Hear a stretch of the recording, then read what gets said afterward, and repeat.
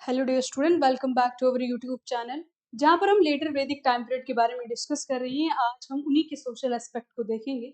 उससे पहले मैं आपको ये बता दूं कि इस टाइम पीरियड को हमने पढ़ा था कि PGW आयरन फेज भी कहा जाता है। तो क्यों कहा जाता है? उस टाइम पीरियड के अंदर इसका खास किस्म की पॉटरी का इस्तेमाल किया जाता था। ठीक। और जो टाइम पीरियड 1000 BC से लेकर 600 BC तक है, इस टाइम पीरियड को, इस टाइम लाइन को हम किसके अंदर रखते हैं? इसको हम रखते हैं लेटर वैदिक टाइम पीरियड के अंदर, और इसको हम कहते हैं टाइम पीरियड को PGW आयरन फेज। ठीक। इसकी पहली साइट की डिस्कवरी हमें कहाँ पर होती है? अहिचात्र 1946 के अंदर होती है। और किस साइट के अंदर होती है? इस वाली साइट के अंदर होती है, जहां पर और भी PGW साइट्स जो है वो हमें देखने को मिली। और उसके बाद नॉर्थ इंडिया के अंदर भी हमें और भी बहुत सारी साइट्स जो हैं वो मिली।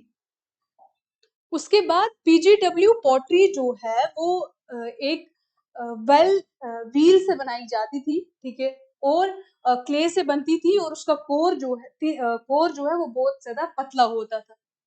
और उसका सरफेस जो है, उसका जो एरिया है बाहर का या अंदर का, वो बहुत ज्यादा स्मूथ होता था। और उसका कलर किस तरीके का होता था? ग्रे होता था या ऐश ग्रेइश कलर का होता था। ठीक है। जिस तरीके से ऐश का कलर क्या होता है? ग्रे कलर का होता है। ठीक। तो उस तरीके का कलर इस पॉटरी के अंदर हमें देखने को मिलता है। और इस पॉटरी को कभी कभी ब्लैक कलर के अंदर भी पेंट किया जाता था। ठीक। इसके ऊपर कभी कभी चॉकलेट कलर से भी पेंट किया जाता था इनर सर्फेसिस के अंदर, और as well as outer surfaces के अंदर भी इसको पेंट किया जाता था। और इसके अंदर टोटल डिजाइन हमें जो देखने को मिलते हैं वो कितने थे? 42 डिजाइन, जिनके अंदर क्या बनाते थे? ये ज्यादा बाउल्स एंड डिशेस जो है इस पॉटरी से बहुत ज्यादा बनते थे। उसके बाद अगर हम इनकी सोशल लाइफ के बारे में डिस्कस करें, तो हम उस टाइम पर देखेंगे कि इस टाइम पर हायरार्कीज, सोशल डिवीजन बहुत ज्यादा शार्प हो चुकी थी। लोगों ने प्रोफेशंस के आधार पर लोगों को जातीज में डिवाइड करना शुरू कर दिया। अब क्या होता है कि सबसे ऊपर क्या होगा? हमने पढ़ा था सबसे ऊपर ब्राह्मणास होंगे, देन क्षत्रियास होंगे, फिर वैश्यास होंगे और शूद्रास होंगे। ठीक। अब ये इनके बीच में आपस में बहुत ज्यादा कोऑपरेशन हमें देखने को मिला। इनकी आपस में हमें बहुत ज्यादा दोस्ती देखने को मिली। किस तरीके से? क्योंकि उस टाइम पर टेरिटरी को कौन एक्वायर कर रहा है, टेरिटरी को कौन कंट्रोल कर रहा है? राजा कंट्रोल कर रहे हैं। और राजा की पावर शो करने के लिए हम क्या कर रहे हैं? रिचुअल्स परफॉर्म कर रहे हैं, सेक्रीफाइसेस परफॉर्म कर रहे हैं। और उन सबको परफॉर्म करने के लिए हमें किसकी जरूरत है? ब्राह्मणास की जरूरत है। तो यानी दो वरना जो सबसे ज्यादा इंपॉर्टेंट उस टाइम पर थे वो कौन से थे? ब्राह्मणास एंड क्षत्रियास। तो यही उस टाइम पर इनकी पावर जो है वो बहुत ज्यादा उस टाइम पीरियड के अंदर थी। ठीक। उसके बाद क्या होता है? एक और चीज इसके अंदर कि ये सारे जो हैं, फॉर एग्जाम्पल ये कह रहा है। अब ये शूद्रा और वैश्या किसकी? शूद्रा वैश्यास की बात सुनेंगे, वैश्यास क्षत्रियास को वो रहेंगे, मतलब उनकी हुक्म सुनेंगे। और क्षत्रियास किसका सुनेंगे? ब्राह्मणास का सुनेंगे। तो अल्टीमेटली क्या होता है कि किसकी पावर ज्यादा होती है, किसका इन्फ्लुएंस ज्यादा होता है? ब्राह्मणास का इन्फ्लुएंस जो है वो ज्यादा होता है, बढ़ जाता है। उस टाइम पर हमने देखा कि सेटल्ड एग्रीकल्चर जो है उसकी ग्रोथ होना शुरू हो गई थी। लोगों ने एग्रीकल्चर को ज्यादा इंपॉर्टेंस देना शुरू कर दी। जब एग्रीकल्चर को ज्यादा इंपॉर्टेंस देना शुरू कर दी, तो उसकी वजह से एक सेटल्ड लाइफ उन्होंने जीना शुरू कर दी। ठीक। उसके अंदर जब एग्रीकल्चर पे ज्यादा फोकस किया जा रहा है, अब जो एग्रीकल्चर के अंदर चीजों को ज्यादा से ज्यादा प्रोड्यूस कर रहा है, जो प्रोड्यूसिंग क्लास थी वो बन जाती है विश्यास। ठीक। और जो उससे कम उसमें होते हैं, जो और गरीब होते हैं, जो कुछ भी नहीं कर रहे, जो साफ सफाई का काम कर रहे हैं, वो चले जाते हैं शूद्रा वर्णा के अंदर। शूद्रा के अंदर दोनों आते हैं, आर्टिशंस भी आते हैं, लेबरर्स भी आते हैं, यानी स्लेव्स वाले जो यही वाले काम करते हैं। ठीक है। उसके बाद हमें रेफरेंसेस देखने को मिलते हैं, स्लेव्स का भी इन्होंने अपनी बुक्स के अंदर जिक्र किया है, शूद्रास का भी किया है। लेकिन ये इकोनॉमिक और सोशल पॉइंट ऑफ व्यू से इतनी ज्यादा इंपॉर्टेंस नहीं रखते थे। इकोनॉमिक पॉइंट ऑफ व्यू से इंपॉर्टेंस तो वैश्यास रखते थे। ठीक है। और सोशल पॉइंट ऑफ व्यू से भी ये इतनी ज्यादा इंपॉर्टेंस नहीं रखते थे। Special rights were also referred to, one of which was the Bhratrastoma, so devised to incorporate outsiders within the Aryan fold. इन जातीज के अलावा और क्या था कि बहुत सारे ऐसे रिचुअल्स राइट्स परफॉर्म किए जाते थे जो लोग नॉन आर्यन थे। उस टाइम पर हम पढ़ रहे हैं कि आर्यंस का रूल चल रहा है, तो जो नॉन आर्यन लोग थे उनको आर्यन फोल्ड के अंदर लाने के लिए ऐसे जो है बहुत सारे ऐसे राइट्स परफॉर्म किए जाते थे, जैसे अग्नि कयाना जो है उस राइट को परफॉर्म किया जाता था। ठीक, वो भी वैदिक रिचुअल्स के अंदर इनकॉर्पोरेट किया गया। बहुत सारे और न्यू डाइटीज जैसे कि रुद्र जो है उस टाइम पर इनकी इम्पोर्टेंस जो है वो क्या हो जाती है, बढ़ जाती है। देन हम पढ़ते हैं कि गोत्रा जो पहले जिसका ऋग्वेदिक टाइम पीरियड के अंदर मतलब होता था काउपेन, यानी वो एरिया जहाँ पर काउस को रखा जाता है, क्योंकि उस टाइम पीरियड के अंदर काउस की इम्पोर्टेंस बहुत ज्यादा थी। लेकिन अब गोत्रा का मतलब वो हो गया कि वो लोग जो एक ही सेम लीनिएज से आते हैं, जिनकी एक कॉमन मेल एंसेस्ट्री है, वो एक गोत्रा को रिप्रेजेंट करेंगे। तो यानी लोग अपनी क्लैन से, अपनी एक सेम गोत्रा के लोग आपस में शादी नहीं कर सकते, वो अपनी गोत्र से बाहर शादी जो है वो करेंगे। ठीक है, तो ये सारी चीजें उस टाइम पर प्रेवलेंट थी। उसके बाद 4 आश्रम्स यानी 4 स्टेजेस ऑफ लाइफ जो है इन्होंने अपनी बुक्स के अंदर जो है वो डिस्कस की है, या उनको जो है वो लिखा है, रेफर किया है। उसके अंदर क्या है, यानी एक इंसान 4 रास्तों से होकर गुजरता है, 4 स्टेजेस से होकर गुजरता है। सबसे पहले आता है सेलिबेसी, ब्रह्मचार्य। यानी आपने इसको अगर हम सिंपल टर्म्स में समझे तो इसका मतलब होता है, यानी आपको अपने नफ्स के ऊपर कंट्रोल करना है, आपको अपनी डिजायर्स का गुलाम नहीं बनना है, बल्कि आपने खुद उनको कंट्रोल करना है। ठीक, तो वो आपको, आपकी डिजायर्स आपको कंट्रोल ना करें। ठीक है, तो ये सबसे पहले स्टेज ये होती है। दूसरा होता है हाउस होल्ड, यानी जो घर के अंदर आपको रोल प्ले करना है। ठीक, थर्ड आता है वानप्रस्थ, यानी आपको हाउस होल्ड से, उस घरेलू जिंदगी से आपको पार्शियल टेम्परेरी थोड़ी देर के लिए रिटायरमेंट लेनी है, और आपको कहाँ चले जाना है, डिवाइन से कनेक्ट करने के लिए फॉरेस्ट के अंदर चले जाना है। उसके बाद fourth and final stage of life होती है संन्यास, यानी आपको पूरी तरीके से दुनिया को त्याग देना है, वर्ल्ड के अंदर पार्टिसिपेशन आपको नहीं करनी है। तो यानी आपको फिर खुद ही मतलब डिवाइन से कनेक्ट करना है, और दुनिया की किसी भी चीजों से अपने रगबत नहीं रखनी है। यानी वो जो मटेरियलिज्म है या मटेरियलिस्टिक की तरफ एक इंसान की रगबत होती है, उस चीज को क्या करना है, टोटली खत्म करना है। देन एजुकेशन सिस्टम किस तरीके का था, वो एक रिचुअल होता था, उपनयना एक सेरेमनी होती थी। ठीक है, उससे शुरू होती थी। उसके अंदर क्या होता था कि एक सीक्रेट थ्रेड जो है वो बांधा जाता है, हिंदुइज्म के अंदर आज भी किया जाता है। ठीक, तो उसी से एक पार्शियल एजुकेशन जो है वो जो शुरू की जाती थी, और मोस्टली ये किसके लिए करते थे, बॉयज के लिए करते थे। ठीक, अब हम देखेंगे कि उनकी इंस्टीट्यूशन ऑफ मैरिज, उस टाइम पर कितने इंस्टीट्यूशन ऑफ मैरिजेस थे। ठीक, आइए वो देखते हैं। The institution of marriage got established, उस टाइम पर इंस्टीट्यूशन ऑफ मैरिजेस जो है वो एस्टैब्लिश हो चुके थे। ठीक है, कोई भी रेफरेंस हमें नहीं देखने को मिलता है कि चाइल्ड मैरिज उस टाइम पर होती थी, यानी बच्चों बच्चों की शादी करा दी जाती थी, ऐसा कोई भी रेफरेंस हमें देखने को नहीं मिलता है। और किस उम्र में बंदा शादी करेगा, जब वो 16 साल की उम्र तक पहुंच जाएगा। उस टाइम पर विडो रिमैरिज की प्रैक्टिसेस जो है वो चलती थी, यानी विडो जो है वो दोबारा से अगर उसका हस्बैंड की डेथ हो जाती है तो वो वापस से शादी कर सकती थी। ठीक है, एंड लेविरेट, लेविरेट का मतलब होता है कि अगर एक औरत है, उसने किसी जगह शादी की, उसके हस्बैंड की डेथ हो जाती है, तो जो उस हस्बैंड का भाई है उसको उसकी अपनी भाभी के साथ, जो मतलब उसके साथ उसकी शादी करा दी जाती थी। तो ये सारी प्रैक्टिसेस भी उस टाइम पर मेंशन थी। 2 रिचुअल, पानी ग्रहणा एंड सप्तापादी, ये भी उस टाइम पर मैरिजेस के अंदर बहुत ज्यादा इंपॉर्टेंट रोल प्ले करते थे। 2 रिचुअल्स होते थे। There were few references to the polyandry, मतलब पॉलीएंड्री बहुत कम थी, पॉलीगैमी जरूर थी, यानी एक मर्द एक से ज्यादा औरतों से शादी करेगा। ठीक, बट पॉलीएंड्री के हमें रेफरेंसेस मिलते हैं, एविडेंसेस मिलते हैं, बट बहुत कम मिलते हैं। यानी उस टाइम पर इतने ज्यादा प्रेवलेंट पॉलीएंड्री नहीं थी, क्योंकि हमने देखा उस टाइम पर कि हम पहले से पढ़ते आ रहे हैं कि सोसाइटी जो है वो पैट्रियार्कल चल रही है, और मेल डोमिनेटेड सोसाइटी ही चल रही है।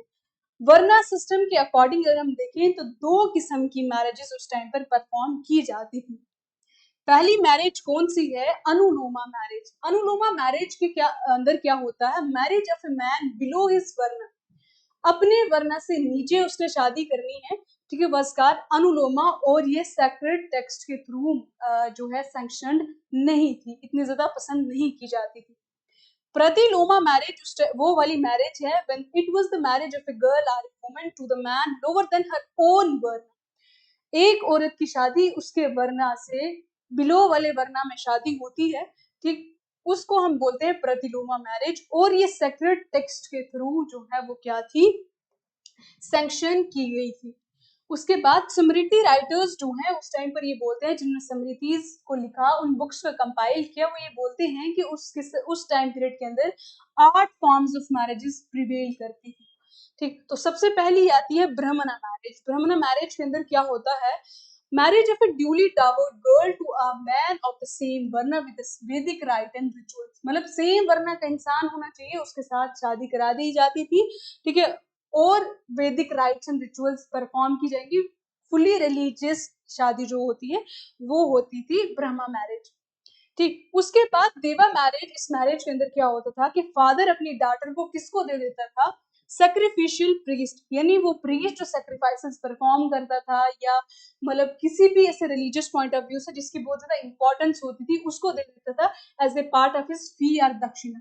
यानी अगर एक कोई प्रीस्ट है, उसने क्या किया है, ऋषि मुनि है कोई, तो उसने क्या किया, कोई एक आपका रिचुअल परफॉर्म किया, सेक्रीफाइसेस परफॉर्म की, तो as a part of his fee के बदले उसको क्या किया जाता था, उसको उसकी बेटी के साथ शादी करा दी जाती थी। थर्ड फॉर्म ऑफ मैरिज है अर्सा मैरिज। इस मैरिज के अंदर एक टोकन ब्राइड का प्राइस लगाया जाता था। उसके अंदर क्या होता था, of a cow and bull जो है वो किसको दी जाती थी, डाउरी सिस्टम पर, डाउरी के तौर पर किसको दी जाती थी, शादी के अंदर दी जाती थी। ठीक, फिर हमारे पास आता है प्रजापति मैरिज। प्रजापति, सॉरी इसको प्रोनाउंस करने में थोड़ी वो दिक्कत होती है।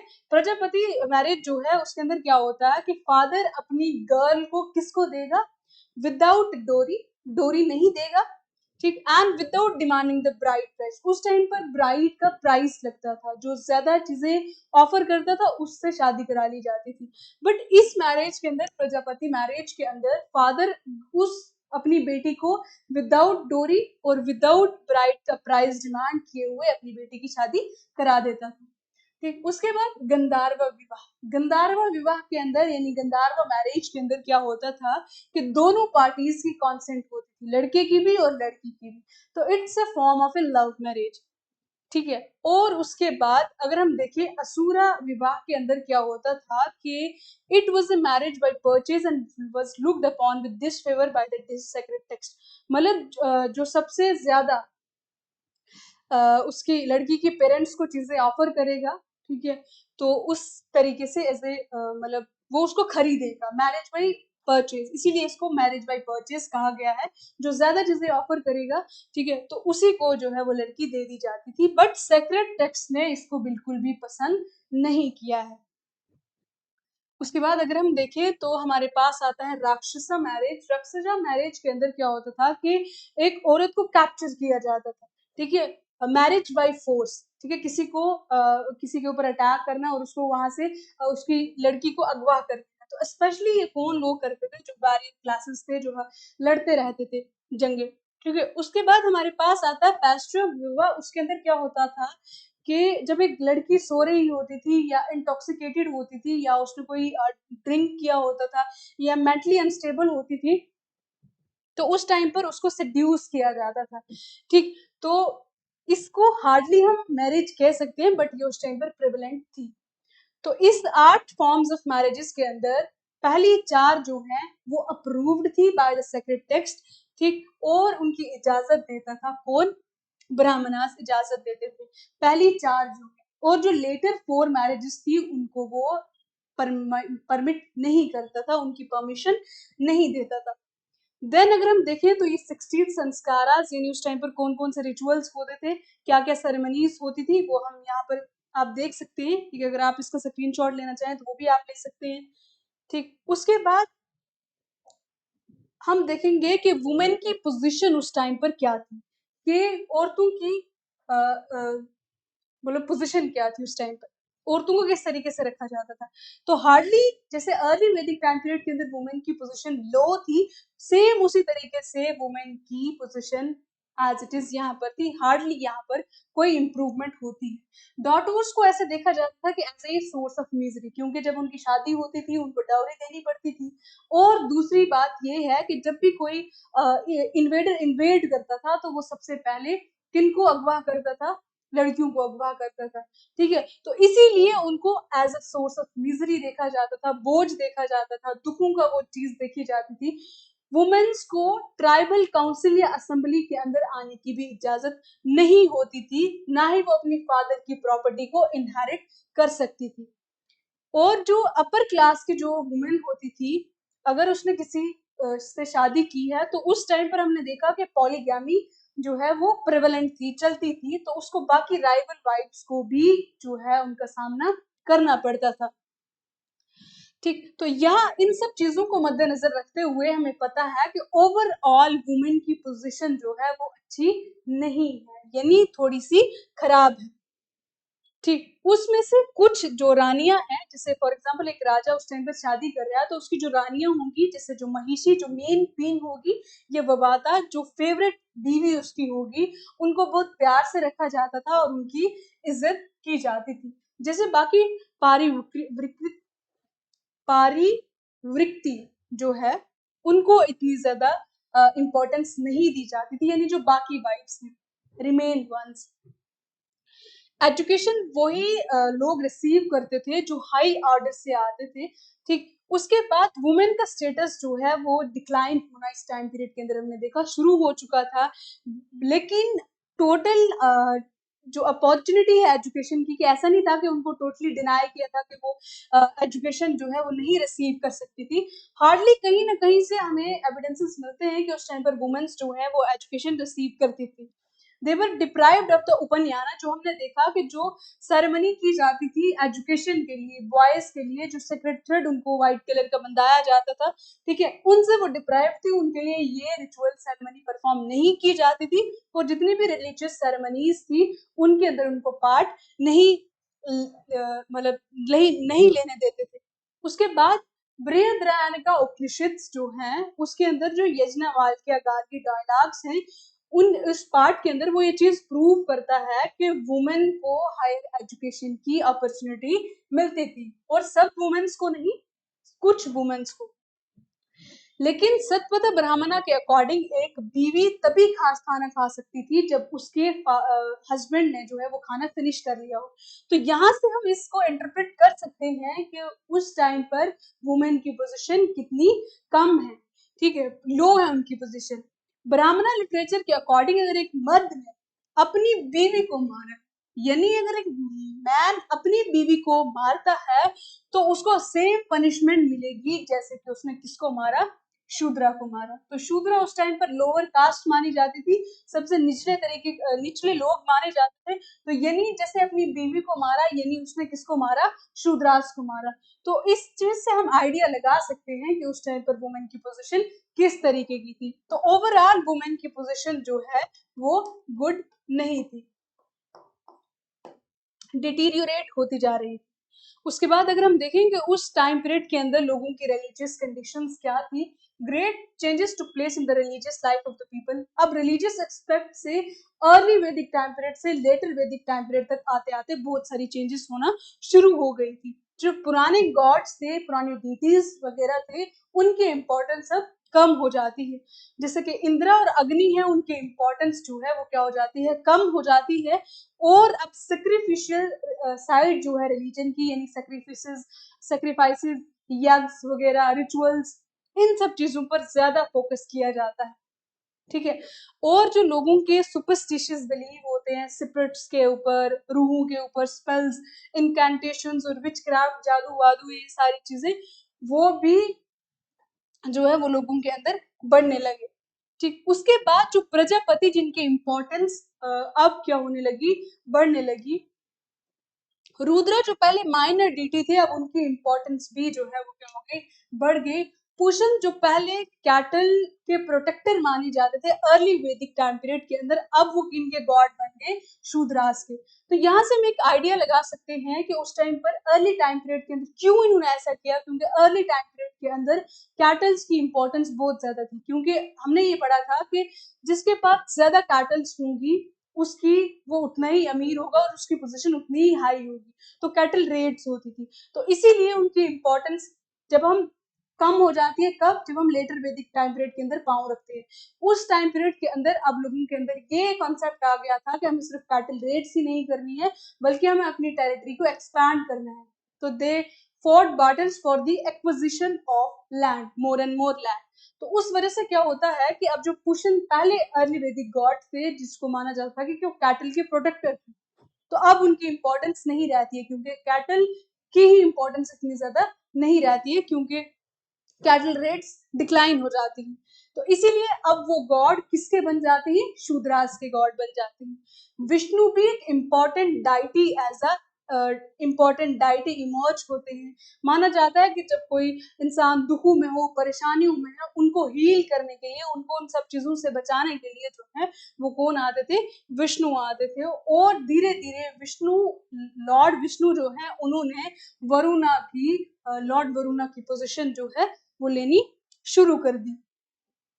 उसके बाद अगर हम देखें तो बाद में इनको वैदिक कैनन के अकॉर्डिंग अगर हम देखें तो इनको बाद में वासुदेवा के साथ भी आइडेंटिफाई किया गया, जिनको वे एपिक ट्रेडिशंस के अंदर कृष्णा दिखाया गया।